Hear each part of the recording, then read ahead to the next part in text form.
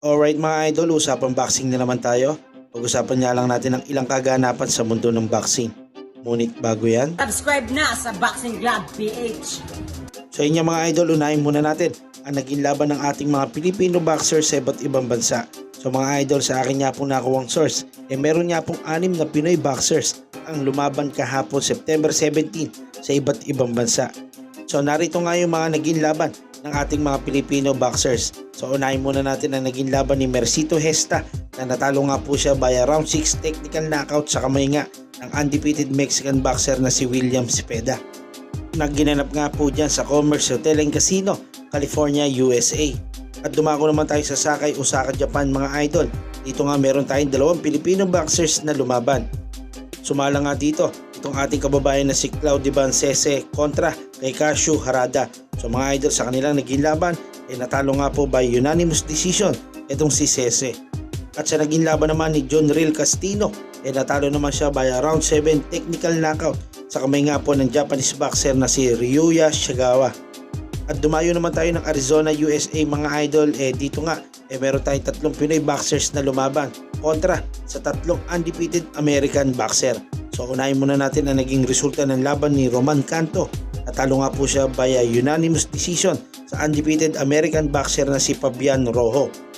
Habang ito namang si Jeronil Bores natalo nga rin po sa kamay ng undefeated American boxer na si Danny Barrios Flores. At sa naging laban nga po ng ating kababayan at former world champion na si Merlito Sabillo natalo nga rin po siya sa undefeated American prospect na si Adrian Rodriguez. So mga idol, kung mapapansin nyo puro baguang boksingero nga po ang tumalo dito sa ating mga Filipino boxers. So ito nga pong nakalaban ni Sibilyo may kartada lamang na 5 wins with 4 knockouts.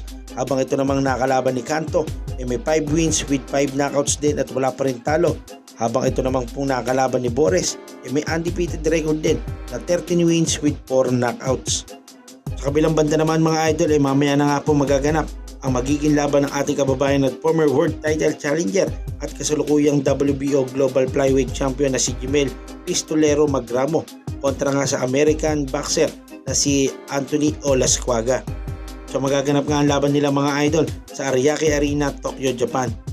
So mga idol undercard nga ito sa double-headed championship fight sa pagitan nga po ng Unified Light Flyweight Champion na si Kenshiro Teraji kontra sa kanyang challenger na si Heki Butler at kasalukuyang WBO Super Flyweight Champion Junto Nakatani kontra naman sa kanyang challenger na si RG Cortez. At para naman nga po sa mga nagtatanong kung anong oras dito sa Pilipinas ang magiging laban nito si Jimel Magramo mamayang hapon nga po mga idol, mga alas 4 pag-uumpisa ang laban. Kaya naman mga idol huwag nga po natin kalimutan suportahan ang magiging laban nito si Jimel Magramo. So hanggang dito na lamang muna mga idol. Maraming salamat sa mga tumutok.